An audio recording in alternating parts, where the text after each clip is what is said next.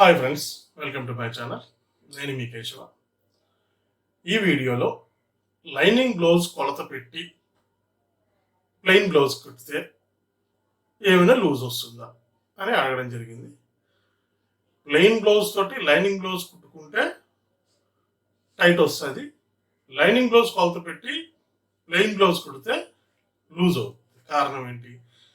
Lining blouse అనేది stiff ఉంటుంది, double ఉంటుంది కాబట్టి ప్లెయిన్ బ్లౌజ్ కట్ చేసి కుట్టుకునేటప్పుడు దానికన్నా నడుము, చెస్ట్ లూజు, చెయ్యి లూజు ఆల్రౌండ్లో ఒక హాఫ్ ఇంచ్ తగ్గించి కుట్టుకోండి.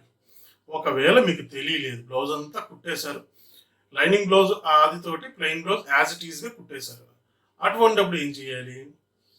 ఇటు ఒక పక్క ఒక పాదం కుట్టు, ఈ పక్క ఒక పాదం కుట్టు, నడుము దగ్గర నుంచి చేతుల వరకు స్ట్రైట్గా ఒక కుట్టు వేసేసుకెళ్ళిపోండి. ఆటోమేటిక్గా ప్లెయిన్ బ్లౌజ్ అనేది సరిపోతుంది. సేమ్ పద్ధతిలో ప్లెయిన్ బ్లౌజ్ తోటి లైనింగ్ బ్లౌజ్ కుడుతున్నారు.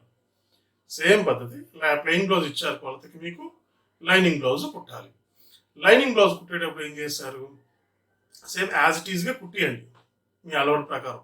లూజ్ పెట్టగలిగితే పెట్టి కట్ చేసుకోవచ్చు, లేదా కటింగ్లో మనకి అనుమానం ఉంటే కనుక యాజ్ ఇట్ ఈస్గా దాని కొలతతో కటింగ్ చేసేసి కుట్టేసి తర్వాత ఏం చేస్తారంటే ఇటుపక్క కుట్టు రిమూవ్ చేసేయండి, ఇటుపక్క కుట్టు రిమూవ్ చేసేయండి.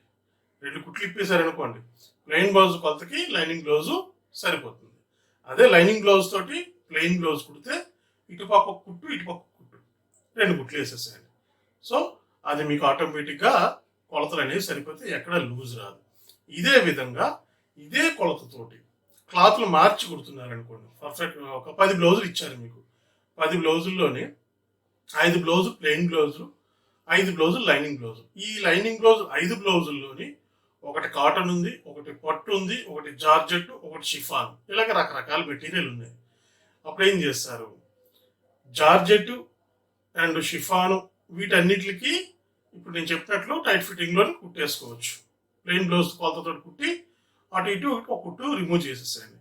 అదే పట్టు జాకెట్లు కానీ, బనారస్ క్లాతులు కానీ, కాటన్ క్లాతులు కానీ, కొంచెం దళసర క్లాతులు వచ్చేటప్పుడు ఈ జార్జెట్ క్లాత్ కన్నా ఇంకొంచెం ఎక్స్ట్రా లూజ్ ఉంచండి.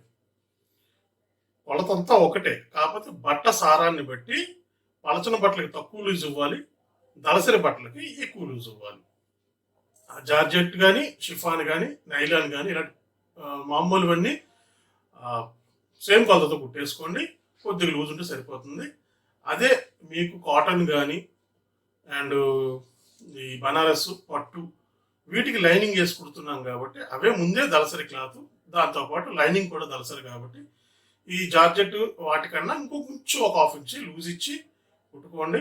మీకు బ్లౌజులు అనేవి ఎక్కడా కంప్లైంట్ రాకుండా 10 బ్లౌజులు ఒక్కసారి కుట్టినా బట్టను బట్టి లూజింగ్లో చిన్న చిన్న తేడాలు పెట్టి కుట్టుకోండి, కరెక్ట్గా సరిపోతుంది. సో ఇది మీకు అర్థమైందని ఆశిస్తున్నాను. నచ్చితే కనుక లైక్ చేయండి, కుదిరితే ఒక షేర్ చేయండి. మరిన్ని అప్డేట్స్ తెలుసుకోవడానికి నా ఛానల్ని సబ్స్క్రైబ్ చేసుకోండి. Thanks for the watching. Me Keshava.